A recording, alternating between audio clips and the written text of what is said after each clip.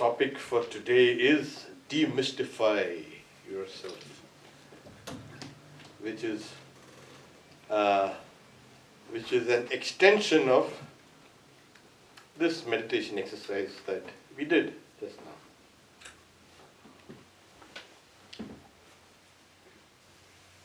now. Everything around is so mysterious. God. And it thrills us. We have these thrillers and mysterious thrillers, and how we are kind of engaged with this kind of mystery in movies and literature and even our neighbors. Well, our neighbors are so mysterious, you see. And we don't realize that to many people we are mysterious. And the people are mysterious to us. Yes, we are living in a kind of a mystery. If you ask somebody what's time, space, or matter, you will get an earful. Keep on talking about this is what is time, this is space, and both are linked, and this is matter, and but yet it will be inadequate. Yet there will be some element. Time, so mysterious. Space, it's even more mysterious. But it's everywhere. It's molding your lives. It's molding our thoughts. It's doing everything.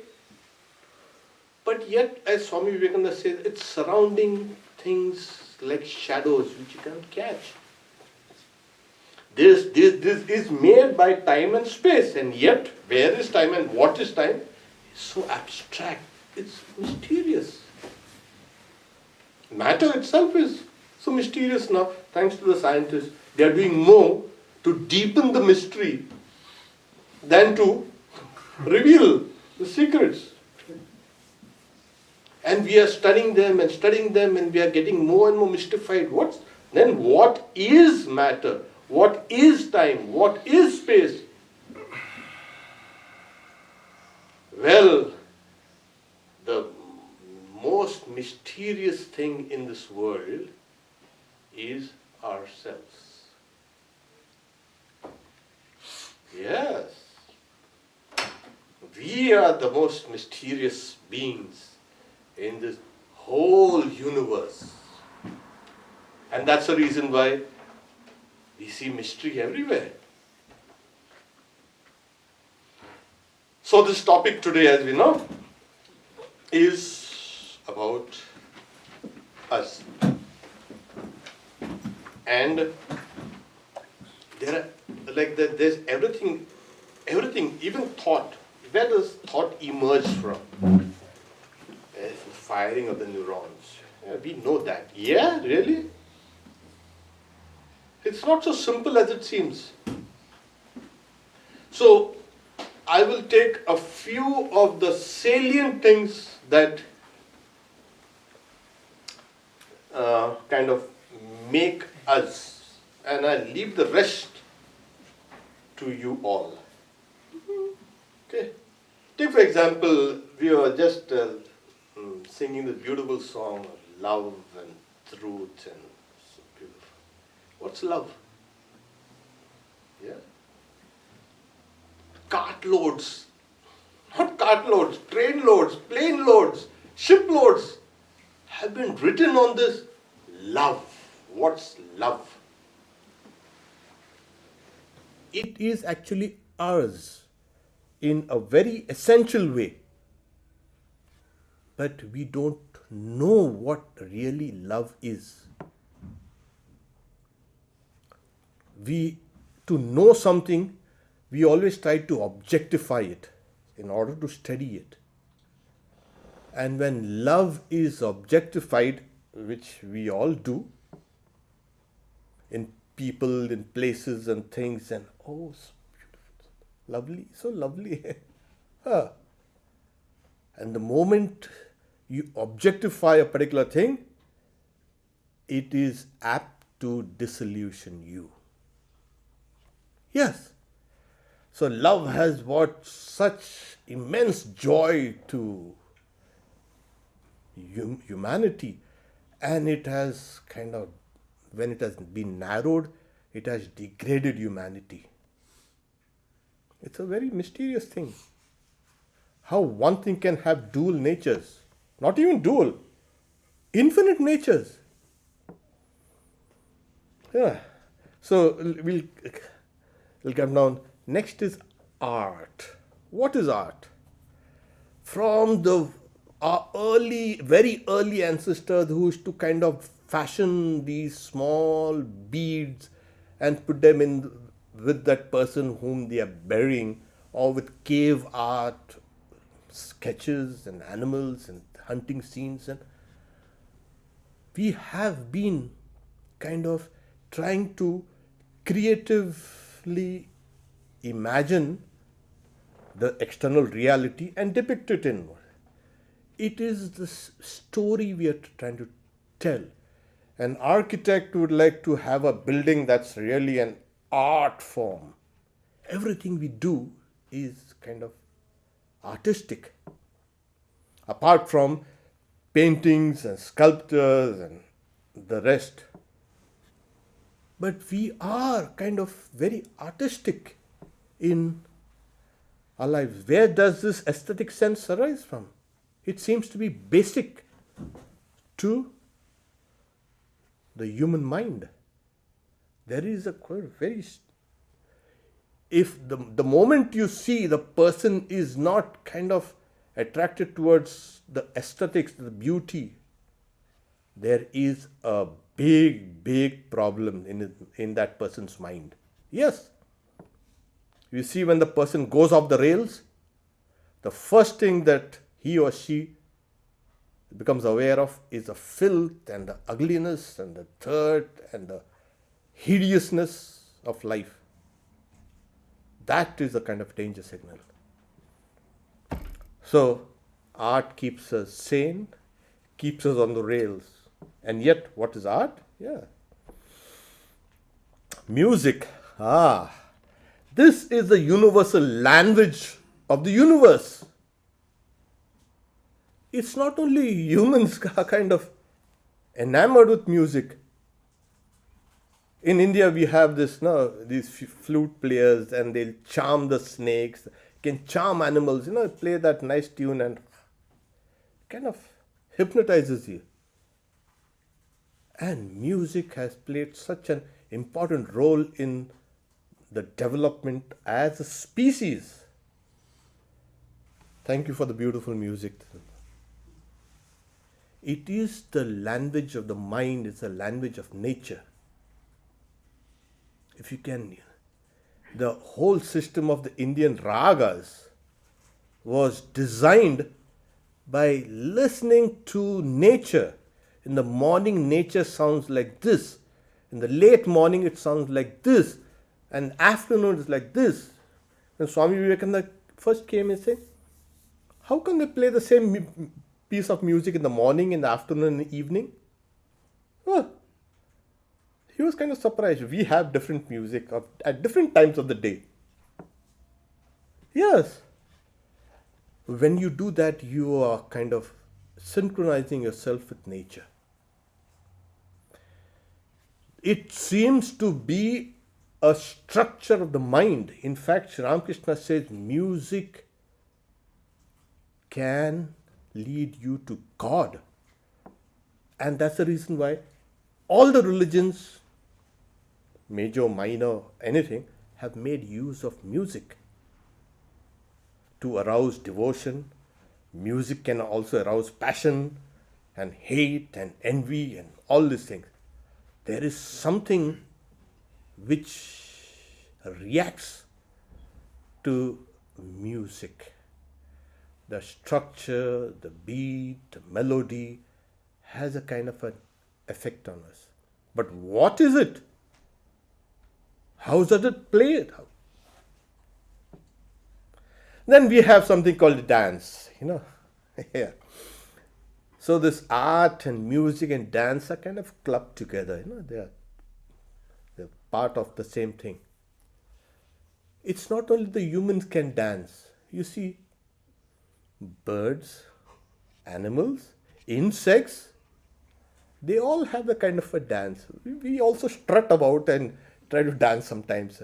And the music takes over. It's called a kind of entrainment. That is, the music hits you and then your hands and limbs start moving automatically without you noticing it. You see in rock concerts, a nice person goes to a rock concert and see what happens. There. With the classical music, what happens? That person has to sit down quietly. Oh God. But that person is transported. Yeah. So maybe he's dancing in the mind, but yeah.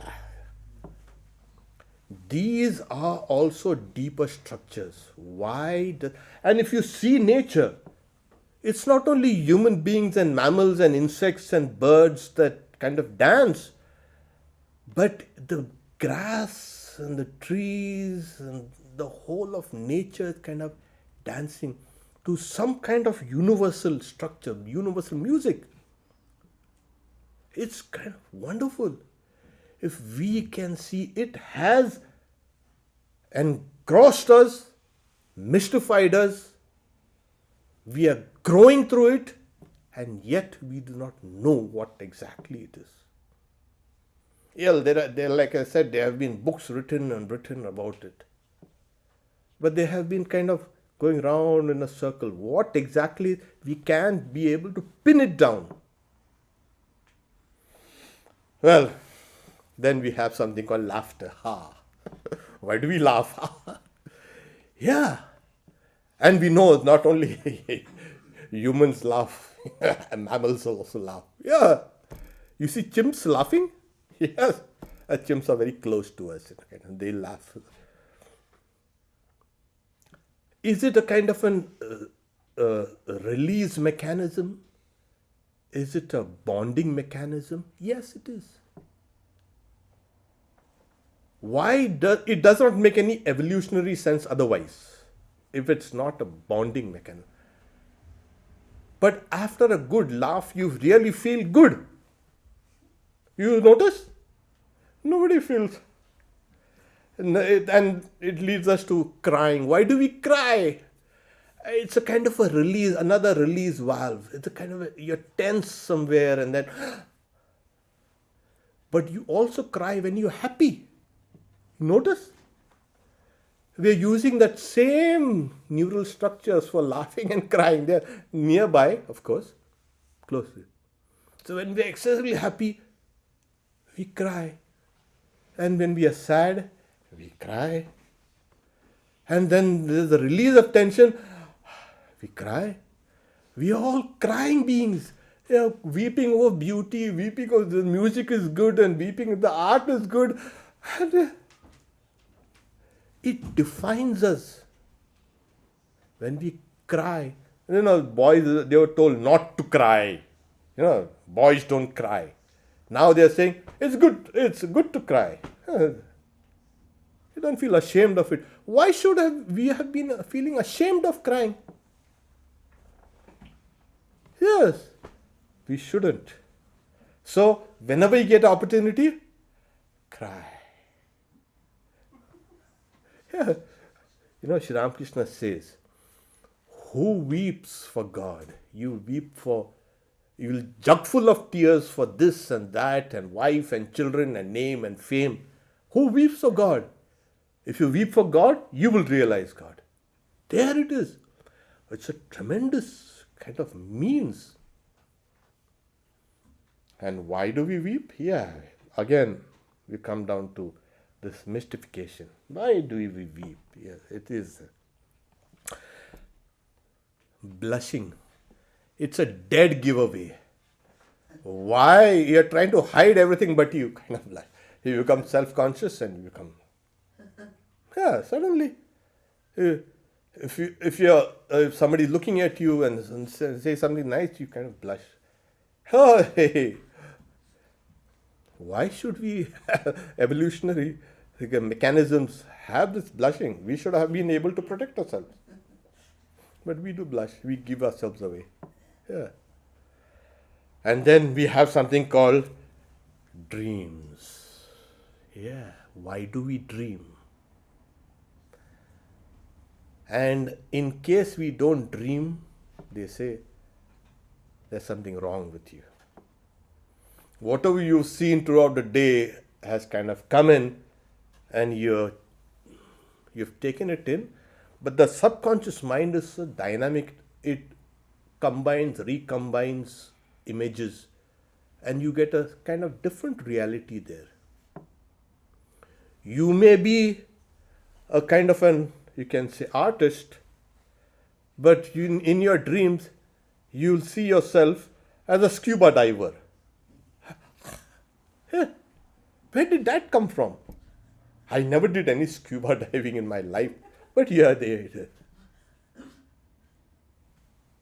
What's happening there? It is the dream state is mysterious. And this dream state has been kind of studied. In fact, cultures have grown around this mystery. Why do we dream? There are cultures in small Pacific islands, they say, yeah, we traveled from one body to another, we in the dream world, we can encounter people and then we return. What is dream? Why do we dream? Animals dream. Yes. It's not only, the rapid eye movement, as you know, is seen also in horses and other animals. Yes, this rapid eye movement, it's a mystery. So do we again recreate our own reality within? Or who creates this reality within? It is a state of consciousness. Yes, it is. And yet we do not know anything about it. Sleep. Okay. Why do we sleep? Yeah, that's another. It makes no evolutionary sense why we dream and sleep, because the whole world was full of predators. You're sleeping and then somebody comes and kind of takes you out. And there have been cases like that down our history, long history. So we sleep. If we don't sleep, we'll go insane. That's another thing. Yes. You try not sleeping for a couple of days, see what happens to you. All the perceptions get distorted. Your brain simply refuses to function properly. It seems to be an essential part of us. Like we are awake, we are talking, walking, doing everything. Sleeping also is essential for our sanity, for our health, and for our lives. And yet we spend 1/3 of our life in that blissful state. Yeah, where you can drop off all kind of worries. There are many studies on this dream and sleep and what you see, and they're trying to interpret those dreams. It means it's kind of foretelling your future, your nature, all these things. But all these studies just can't explain why do we dream and sleep. Is it essential? It wasn't very essential, but yet we do it. So here it is. Then there's another state of mind, as you know, as we go from the waking state, we are awake, we've gone to bed, and we are feeling slightly drowsy, feeling sleepy, and then we fall asleep. Just before you fall asleep, you go into a kind of a hypnotic state called a hypnagogic state. Yeah. And when you emerge out of sleep into wakefulness, it's called hypnopomic state. Now, the mind is susceptible to hypnotic suggestions. Why can a mind which has been educated and cultured, how can it be subject to suggestions from outside. Many people say, oh, you see, I have a very strong mind, I have a strong will, and I can be hypnotized. Of course, there are some people who are very easy subjects and there are people who are very difficult subjects. But even the difficult subjects can be hypnotized. Saying the stronger the will is, if you can maneuver around that strong will, that person can be hypnotized. That will is left holding nothing. Yet we see this is a phenomenon of the mind. Why is the mind subject to hypnotic suggestions? And why is the mind itself a form of hypnotism? Yes, that has eluded philosophers. Why does the mind become hypnotized? Yeah. We look at a nice painting, or we look at some nice kind of. We go to the shopping mall, and we look like we're looking like things like how deers, how they look, goggle-eyed, bright-eyed. Ooh. We are in a way kind of going through a kind of hypnotic process. Yes. Music hypnotizes you. Art hypnotizes you. People, everyone. It is a very mysterious phenomenon.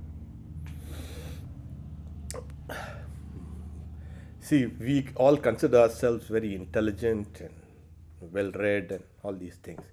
But we all have our biases. All of us. And generally it is for or against anything. We have our leanings. We have our kind of set doctrines. We will not see the other point of view, even if it is presented to us rationally. Of course, constantly done, it will, but these biases are there. Why can't we see beyond the circle of our own reason? We have built a kind of a world we are comfortable in, and that's the world of our biases. We just cannot expand. Then we have something called a trust. We are trusting machines. Humans, oh my God, how trusting people are. Oh. And how we get demoralized when something comes in our lives that has kind of broken our trust. Yeah, we do trust people. We are very trusting people. I mean, humans. Of course, there are some people who are by nature very distrustful of everything. Yes, that is also. We don't trust this. I don't like this. I don't like that. I don't trust this. I don't trust this person. And we inevitably become more miserable. So it's better to trust and love and then be miserable than be miserable in the very beginning. So what do we trust? Oh, some of our idiosyncrasies. That's what we do it. Beliefs. We have these blinkers. No child is born with beliefs. These beliefs are inculcated by the culture, by one's nationality, and we grow. What are beliefs? It is a kind of a subconscious writing. So say map. The whole world is outside. This whole world outside is so chaotic, it's just unknown. My ancestors had interpreted this external world to be like this. And here you are. Even with all the science education, we don't have a scientific belief. Yeah, we believe some stupid things. Like the earth is flat. How can you believe that? Yes, we believed. It is true. And if you show them the reason that the earth is round, damn it, no, it is. What do you make of this? But all of us, either it's cultural or religious beliefs in which we have grown and which we have not outgrown. You need it for a time. But after that, you need to outgrow it. We haven't outgrown. And the fanaticism and the struggle and the turmoil in the world is because of these beliefs. Old, fossilized beliefs that we are clinging to. Why do we do it? We do not know. Superstition. Touch wood. What is this touch wood? Why you want to touch wood? Oh, somebody, everybody does it. I also do it. The law of causality is not known. And there's a belief in fate and magic and the unknown that makes us superstition. All of us have a superstition. Don't walk under that ladder. Certain things were kind of told not to do because they're dangerous. And later on, touch wood and touch this and that. Every culture, every race has their own superstitions. It makes no sense at all. And yet, we do that. So, another thing is, through these things, we create our own myths. Every culture is creating myths. And these myths are nothing but hero worship.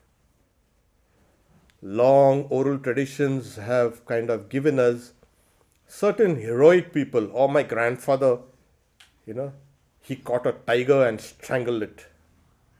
So, my grandfather was a hero. And those tales come down and down and down. And then it becomes modified down the ages. My grandfather was a hero. Then my great-great-great-grandfather was a hero. Oh, then after some time, my great-great-great-great-grandfather was a god. Because only a god can strangle. He not only strangled, he broke that tiger's head and drank that blood. See? These hero myths and these god myths are kind of synchronized.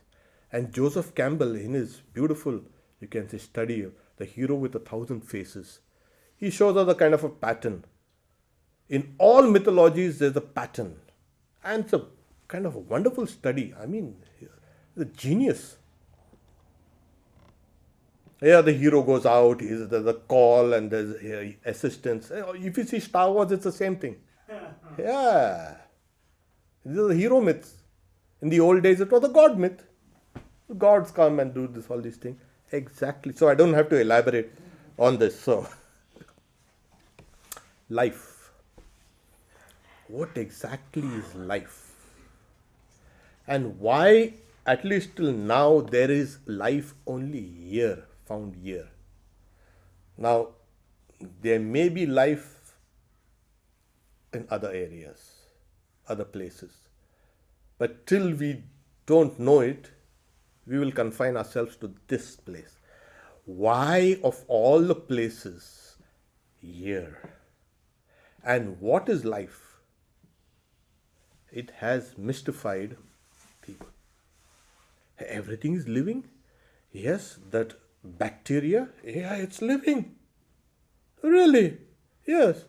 I'm living. The giant redwood and these plants and trees, and they're living. Everything is living. The rock which I see today as dead will in time crumble into clay, and from there tree might emerge. So that rock which was supposed to be dead is now alive. And how is life vibrating within this system? And what happens to life when we go to sleep? Is life and consciousness one? Well, when we are asleep or dreaming, life processes go on. When bears hibernate, life processes are going on, but there is no consciousness. Is life and consciousness? People try to club both life and consciousness one, but then we can see that there's a kind of a break there. When we go to sleep, we are breathing, our brain is working, everything is perfectly, it's a living person. Don't mistake us for a dead person. Life processes are on, but there is no consciousness. Death, that's another big mystery. Wow, death. And death has been so demonized over the centuries and millennia. Death is something to be. It's not. It's something. And then we have something called a near-death experiences. You have near-death, out-of-body experiences, all these things. What exactly is that? How does the organism suddenly decides it's over? Why does life even bring up these diseases within us? An organism, if it has evolved over all these millions and billions of years, should have been able to have discarded diseases. Like we discarded so many of our traits. Why didn't it do it? Why is the human body subject to all diseases and illnesses and weaknesses?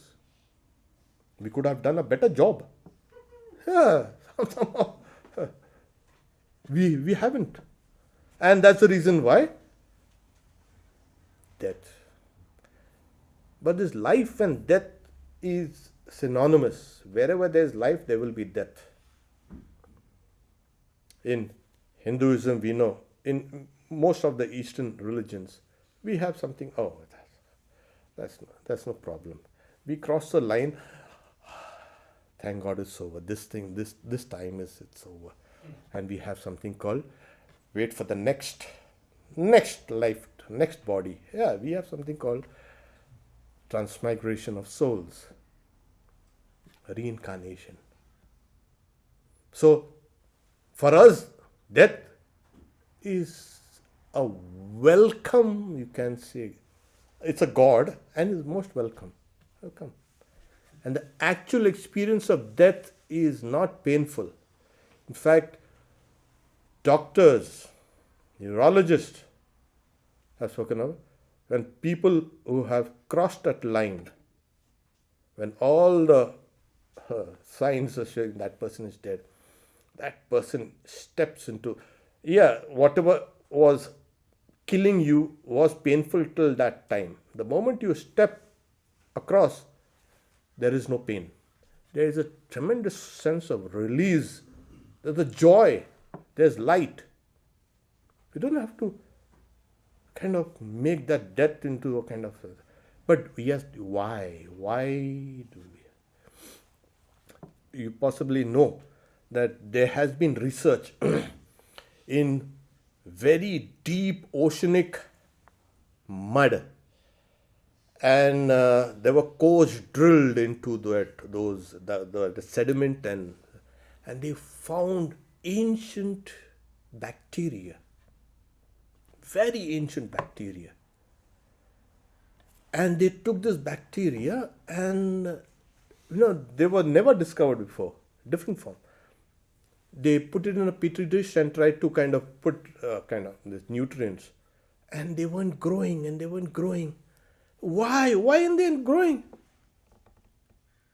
Well, their system of absorbing energy was so slow.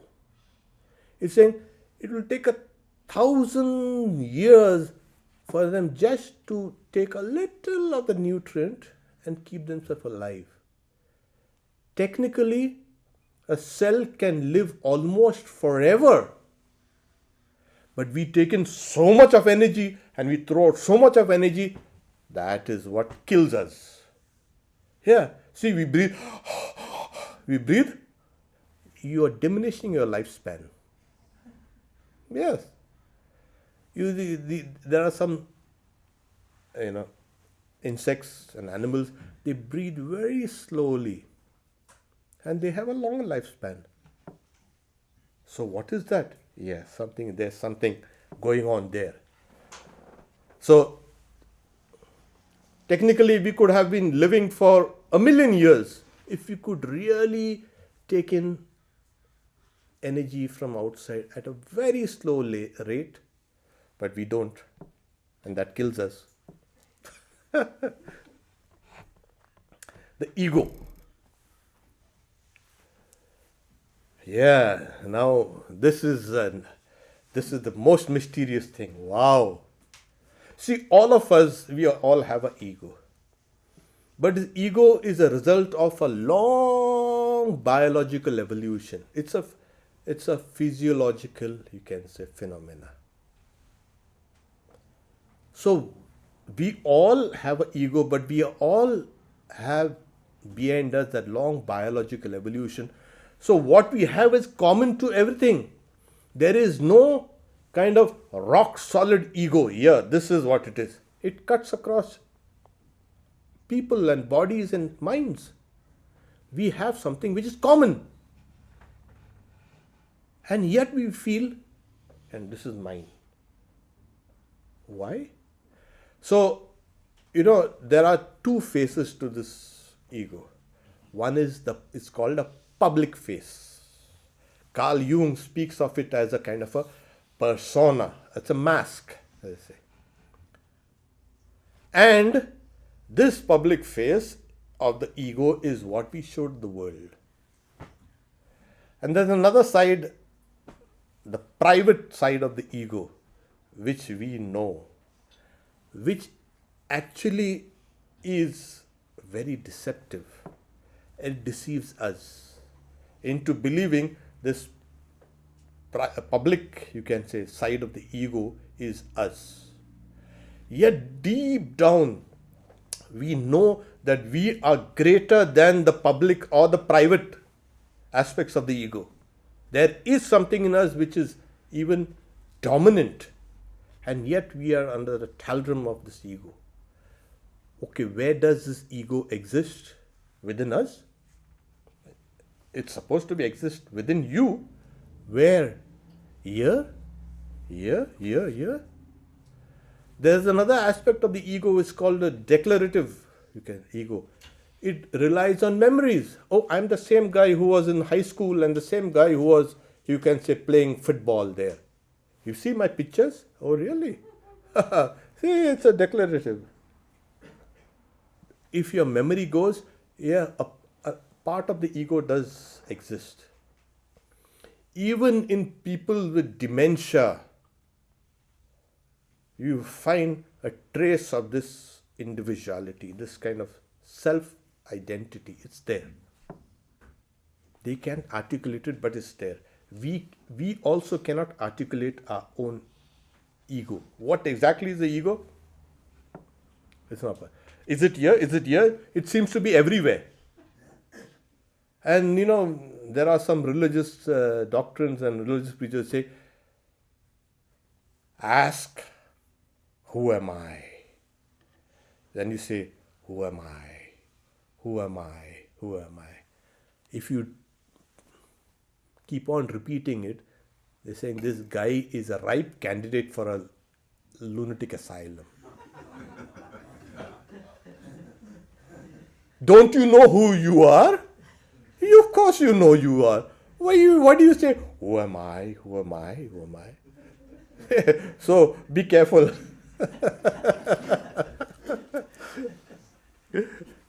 Okay, so various other things, life has kind of joy and happiness, but also we have sorrow and misery and suffering. We could have done a better job, but here it is. And the ego has become so sensitive to everything A slight word can put us into ecstasy, and another word can deflate us and finish us off. Why is this? Most of our suffering is subjective. Most of our pain is subjective. Most of our anguish and everything is subjective. It's a creation of the ego. It's a whole world that's been created. You. But what are you? Well, I'll try to kind of... Okay. Yeah, now, Carl Sagan says, when the Voyager spacecraft, was leaving the solar system, it turned back for one last time and took a picture. It's kind of 1 pixel picture. It's a small blue dot. And that's what we are. And then further he says, all the great emperors and kings and princes and all these people who have come, they have lived and died, they have dreamt. This word, earth remains as it is. Of course, we've changed it horribly. But all our sorrows and joys and everything is in that small blue dot. What's there in that small blue dot? When you enlarge your vision of yourself as living on this planet with this unknown universe out here, what makes you significance? Why is life here and not in the neighborhood? Well, somebody says, well, they are seeking. There's a guy in Hollywood who believes that he had been abducted by aliens and they kind of tested him. And the belief is so strong, he'll tell you, and he'll kind of make you go crazy. So, there is intelligent life out there. They are hiding and watching us. I said, that's not a sign of intelligence. Secondly, I said, if there is intelligent life, it seems like us, we are destroying ourselves. The moment we become more intelligent, we keep on destroying ourselves. We are destroying each other, and we are destroying the environment, and we have enough things to destroy the whole, not only the human race, everything around in it. Is this the result of intelligence? So if there were intelligent beings everywhere, they must have destroyed themselves. And he didn't like it at all. You see there, this is the mark there that they had kind of, they had taken a piece of my flesh and they had kind of put some probes in it and then say, so much for the aliens. They've got a bad name. When they come here, they're going to have a big trouble, a big problem. They'll have to explain themselves. Secondly, I told that gentleman, how come all the aliens are coming here in America only? Yeah, there is one place, Area 51. They're all coming there. But they could have come visited some other places also. Well, no, they're coming here. So, this is what is called now it's an English word, samsara. Samsara is movement, constant fluctuation. It is moving from one place to another constantly, from one thought to another, one idea to another, one state of consciousness to another. Constant movement, there is constant. We are being churned about. And if you look at our lives now, we are in the present moment. All our past seems a kind of very mysterious. And the future is even more mysterious. We are on a very thin band of kind of sanity. The past is unknown. Yes, most of you have seen your own past is dreamlike. All these memories are all dreamlike. Yet you lived there. But what happened to all these things? The future, we do not know. It's kind of dreamlike. We do not know. And that's why these psychics and philosophers and astrologers and palmists, and they're making a lot of money. They want to tell you future. Nobody can tell your future. But you can orient yourself to your future according to what you do in the present. That is important. Because there is a causal link, cause and effect, cause and effect, cause and you can hold on to it and proceed. So your future is being forged by you today. And yet we do not know it. What if, yeah, there's randomness everywhere. When Heisenberg bought his uncertainty principle, kind of he had his own doubts about it. Yeah, and then everyone else agreed. When he went to India, wow, this is one place they don't call me crazy. Everything is uncertain. Even your Kurt, what is this? Gödel, who bought the theory of incompleteness, the theorem, incompleteness theorem, yeah? Everything is incomplete. You just cannot complete anything you started to do. So there's incompleteness, there is uncertainty. So what exactly are we standing upon? Yes. So consciousness, yes. This, but that's a final mystery. If you can crack this mystery, you've cracked everything. But it is found that they say that all the scientists and neurologists, of course now there are many who kind of say that there are neurons found even in your gut, not only in your brains. So the gut, your gut also is important to your brain. Yeah, Holy Mother used to say, keep these two things nice and cool, this and this, Udi and Mudi. No? Yeah, really, amazing. And today it's being discovered. For every biological cell within you, there are 10 bacterial cells. It's called a biome. But what about me? Who are you? This whole world was made livable by bacteria. I think it was made for them, by them. They are using us. Yeah. And when we go, these guys will remain here. Don't worry. Nothing is going to... So consciousness is saying it's in the brain. Yes, it's in the brain. And it's brain, here's the consciousness. But it has been found that you can cut more than half of your brain and you can still be alive and still be conscious. Well, what happened to your theories of consciousness? And if you cut the corpus callosum, the nerves that go from here, this side, to this side, you cut it, you have two brains and consciousness develops in two parallel lines. What is this? How is it possible? Then you have the left and the right, and of course these kind of findings are now being replaced, saying it works as an organic whole. But it is found that this relies on order, this relies on potential.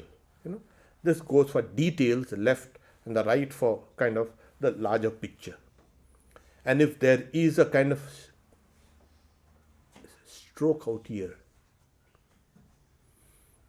the boundaries between these two, left and right, vanish, and you get in touch with the consciousness that's pervading. There are so many, in fact, neurologists who have suffered strokes have written about these things, as suddenly that consciousness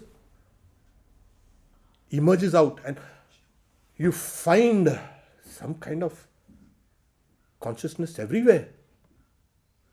People with epilepsy, they find, now I know the meaning of this universe. Somehow during those attacks, they find consciousness everywhere. And it's not a big deal. People have been taking those psychedelic drugs.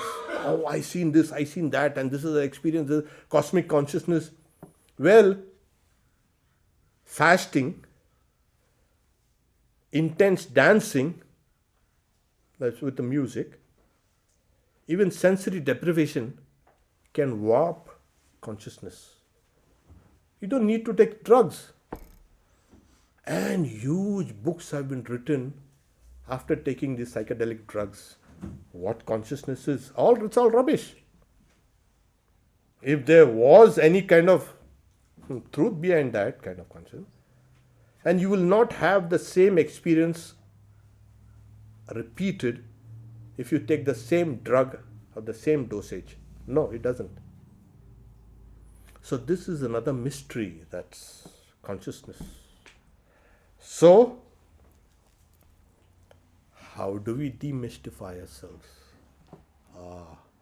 That is a great question. There was a king called Ajatashatru, maybe 4,000, 3,000 years ago, maybe, because it's in the Brihadaranyaka Upanishad.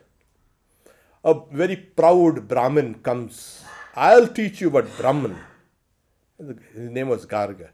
And he's telling the king about this reality. And the king dismisses every time he says, oh, no, it's inadequate. I meditate on that reality as this. Slowly, after a long discourse, the king, Ajatashatru, asks, is that all? Saying, yes. I approach you as a student. The king says, it's improper that a Brahmin should approach a king for knowledge, but I will teach you. And then he takes him by the hand, leads him there to a place. A guy is sleeping. Pushes him. He first, before pushing him, he calls him by these names of reality that this Brahmin was calling the reality. So that person didn't wake up. So after repeated pushing, that person wakes up. So the king asks, when this person was asleep, where was this reality? He didn't know. So where was this reality? What is this reality? And there's another long discourse on how consciousness kind of merges and emerges through the 72,000 nerves called Hita.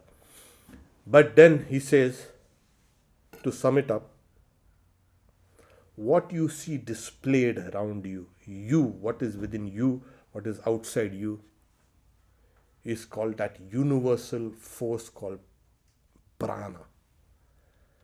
That is the truth. And the secret name of this reality is the truth of truths. Satyasya Satya. What is this? Kind of, you need a long commentary for that. But Swami Vivekananda encapsulates it in a very brief way. Saying we are walking in the midst of a haze, half waking, half asleep. Where this mystic twilight meets, we do not know. We cannot say we do not know. We cannot say we know. Yes, everything in this universe is a kind of blend of the known and the unknown. The blend of the unknown. Where does it exist? And he's saying, this is what is called Maya. And then he says further, my message can be summed up in a few words. That is, to preach unto mankind their divinity and how to make it manifest in every movement of life. We are mysterious to ourselves, to others, to the whole world seems mysterious. We are standing between the known and the unknown, is because we have not known our real nature. And what is our real nature? That we are divine. We are essentially divine beings. This is the final conclusion of Vedanta. After all these kind of ramifications, you are divine. You are thinking of yourself as limited, small, human, male, female, etc., etc. Why? You are divine. The moment you step back from your ego, your individualized consciousness, your dreams and sleep and biases and laughter and tears and everything, you step into reality. Your reality which is everyone's reality. You demystify yourself. You can see things clearly. That is the goal of human life. Om Shanti Shanti Shanti Hari Om Tat Sat Shri Ram Krishna Arpanamastu.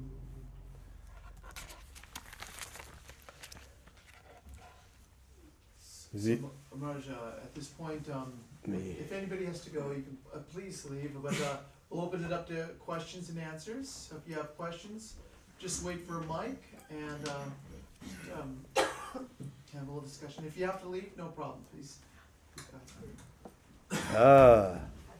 If you have a question, we have any music or something? Yeah, we'll play music afterward. Okay. Does anybody have any questions? Swami's covered a lot of topics. Lot of topics. A lot. I kind of, since I'm invited only once a month. So I've got to give you the whole quota of a month. But do you have any questions regarding meditation? I would recommend practicing these meditation. So Mark, there was the last time when Swami Satyamayananda came here, we were just asking everybody around difficulties you face in your spiritual life. One of the difficulties was when someone said, when I meditate, what happens, I get distracting thoughts. How do I push away these distracting thoughts? What do I do with these distracting thoughts? That is a part of meditation. Distracting thoughts will come and you must push them away. This is a part of meditation. So sometimes what happens is they are so distractive, and we, instead of doing meditation, actually meditating on those distractions. And as a result, we become more distracted. And then we say, oh, meditation is a kind of fruitless. So distractions, like in today's practice, one is keep the tongue relaxed in your mouth. Because you notice whenever you think anything here, the tongue also wags. You notice it slightly moves. Because a thought needs, a sensory thought, the sensory apparatus is also linked to the motor. We think that sensory organs are such and motor organs. No, there's no separation at all. So the moment a thought, apple comes, you say apple silently in your mind. So what you do is keep the tongue relaxed. Try to keep it relaxed. Don't keep it at the roof of your mouth, the palate or the teeth. Just keep it relaxed. Slowly, you will find it relaxing. The moment you see it relaxing, all this churning which is going on in the mind also keeps on diminishing. Secondly, I asked you to kind of look towards the tip of your nose. Why? Because the optic nerves, see, half of your brain is involved in perception, visual perception. There are 40 centers in the brain that are actively involved. So what happens, the optic nerves, the ear, they cross over, they go that side. Okay. The moment you can fix your eyes down here, your eyes are closed, you fix your eyeballs, they have a kind of a controlling power over the optic nerves. And when the optic nerves are kind of controlled, the brain center also gets controlled. This has been elaborated in Swami Vivekananda's Raj Yoga. So, you control your optic nerves via your eyes, and the brain correspondingly gets calm. There's less neuronal firing there. So what happens is, there are less distractions. Third is, try to sit down still. Even the urge to kind of, any itch, any kind of scratch, no, don't do it. Keep yourself still. If you notice, when you are distracted, your breathing becomes irregular. Notice? So when you're angry, you see how you breathe. And when you're in a loving condition, see how your breath becomes calm. So what happens is, the next way to eradicate distractions is, have a regular breathing rhythm, a rhythm kind of. If you can do this, because if you straight go to the citadel there, it's going to hit you out. You need to go in that citadel with these secret entrances. And then it can, and this is what is in our hands and what we can do. Secondly, there is also the hand-eye movement. You see tennis players and all these super athletes, they have a fantastic coordination between the hand and the eye. That's what makes them real super athletes. So, keep your fingers still. Keep your right palm in the left palm there, and keep it still. So your eyes also become still, and everything becomes still. Secondly, when you are breathing in a very harmonious way, what happens is, the energy also becomes harmonious. And as the energy becomes harmonious, it flows. It's like a kind of battery, your body is a battery, it flows up and down. So the circuit is complete with this, So very less energy is dissipated. The moment the energy goes out, comes back in, you are gaining control and power over yourself. So these are the few ways you can eliminate distractions. Thank you. Yes. I enjoyed the talk. Thank you. I especially enjoyed your meditation instruction. Thank you. I was very struck by your meditation of the heart, where you said it was behind the sternum. Yes. Yes. Not quite in the spine, but it's back there. Yeah. And the tennis ball side ball of light, another ball inside that, Yeah. and then a very, very tiny point. Yeah. Could you talk about the notion of focusing the attention and what that has to do with bindu, the concept of bindu? Yes. It's a nice question. The bindu is everything merges. You see, this whole universe, which is expanding, has emerged from one small point. Whether it's through quantum fluctuations or whatever, whether it's an expansion or it's the Big Bang, but it has emerged from one single point. And if you see this whole tree, it has also emerged from one small seed. Everything emerges. You have emerged from one small seed. So the starting point of that emergence is called a bindu. It's a dot. Now there's a kind of a paradox to it. It's a beautiful paradox in a way. The whole of the ocean is in that drop. And the drop is in the kind of the whole ocean is in a drop, and the drop is the whole ocean. If you take the microcosm and the macrocosm, they are built on the same plan. So it is a place of merger, and again everything emerges from there. That's the point. When you say, Om,